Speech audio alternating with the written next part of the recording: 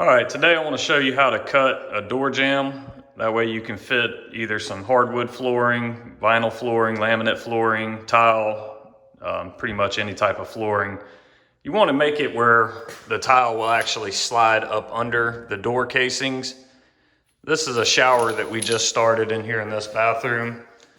We're ready to lay the floor today, try to get this thing finished up. But I just wanted to do a quick video of how we cut them out. This side here was already cut when we got here, so we'll need to replace this piece of trim board. That's obviously way too tall. Looks like the tile will fit up under the casing side, but as far as the trim goes, we'll definitely replace this one stock here. But you can use an undercut saw, a hand saw. I'm gonna use an oscillating tool. And basically, you just get the piece of tile or whatever type of flooring you're using. I pulled a piece of this tile off. And all I'm gonna do is I'm gonna hold it up basically to where the tile is gonna go. And I'm gonna make a mark with a pencil. And I'm gonna go even on that first mark, even with the height of that tile. All right, and that's basically where you want to be, but then you got to take in consideration the thin set that's going to go up under that. I'm going to use either a 3/16 trowel or a 1/4 inch trowel, depending on what it looks like when I actually set it down to do it. But I wanted to show you kind of how this works without tearing it all up. So you see my line, I'm going to go just a little bit above it. Now you only want to cut the trim that's on the door casing and then the actual door casing itself. So I'm using my square to make that line pretty. You don't want to cut into the baseboard because if the baseboard's already down, obviously you're going to need to put 1/4 round trim, to hide your cuts. But you definitely want the tile to slide up under this. So what I do is I usually make that mark first. And I'm pretty good at eyeballing and just being able to kind of come around that cut just by freehanding it. So to keep from tearing this all up, I use a nice wood blade that's on my oscillating tool. I'm gonna try to set this back here and see if you can see how I cut this. And I'm gonna use like a flathead and a rubber mallet to knock the little piece of wood out that I do cut. So let's see if we can get this first one cut.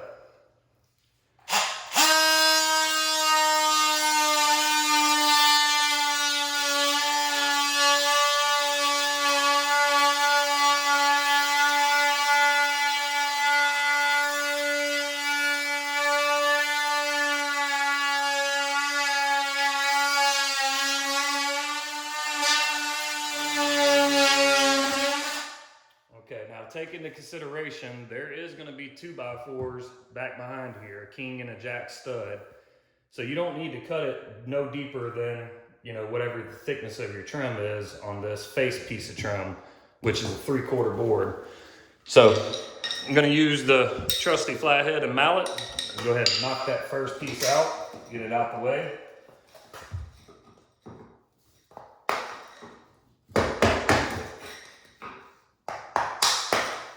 That's basically all you gotta do. Sometimes they'll get stuck in there and you gotta wiggle them around, depending on how much trash you got in there. It's a good idea once you do get it out to go ahead and get something, a vacuum, and clean it up. All right, so we got the first front of that trim cut. Now you can see how that tile will slide right up under there. And you can see there's a little bitty gap. Well, by the time I add that thin set, that's gonna raise it up almost perfect.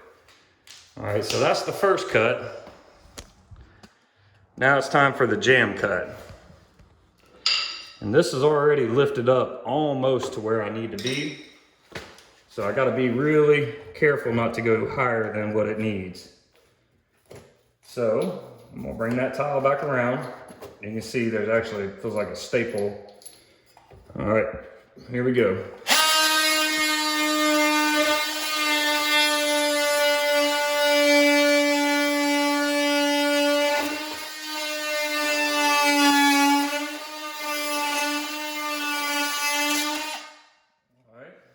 front part of it's cut.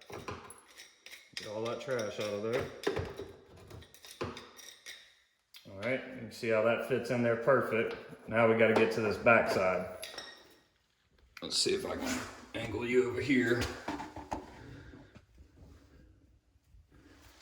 All right,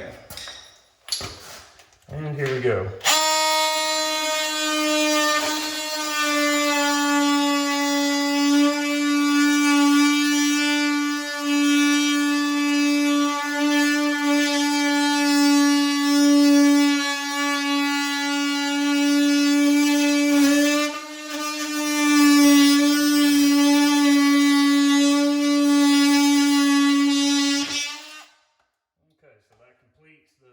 Part of it. Again, I'm just kind of rubbing out whatever may be under there, just so I can broom it out here in just a moment. All right, so last thing is this last back piece of trim. I'm going to do the same thing, put my tile down, I'm going to make a mark, and then I'm going to go right above that mark. Now you can put a square on it if you need to. I'm able to freehand it, so that's what we're going to do here. Let's see if we can get in here. Now I'm going to transfer this line basically right around.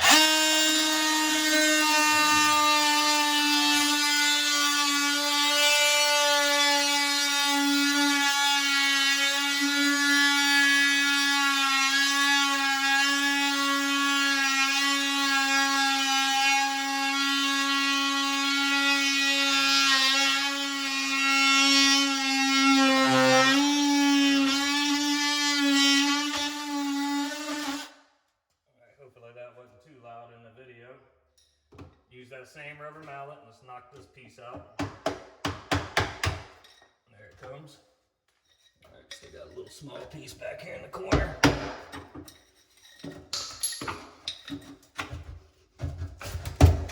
Sometimes you'll have to get a little pry bar, but I've learned that the flathead usually will take care of it. You just gotta make sure you get everything out from under this jamb. This one little piece is going to be stubborn. Sometimes you can take that flathead and actually split the little chunk of wood that's left behind, and it'll help as well getting it out of there. So now we've got it completely cut. We'll definitely need to broom it or vacuum it in order to make that a little bit better. So anyhow, I know the floor is dirty. I'll wipe it up a little bit. So this is your piece of tile, and this is what you want. You want it to run underneath that door jamb. I have literally seen people stop it right at the side of the door jamb, and they end up with a line of grout or a short wood floor, and there's really no way to fix it, especially if you're doing wood floor, because you got to take up most of the floor to extend it if you've already, laid the whole floor. So undercutting your door jambs is a must. I definitely love the oscillating tool versus many other tools that I've tried. It's a lot cleaner of a cut. This is all still going to get primed and painted, but we're going to tile it beforehand. Anyhow, I hope this will help somebody else. Thank you for watching. Please subscribe.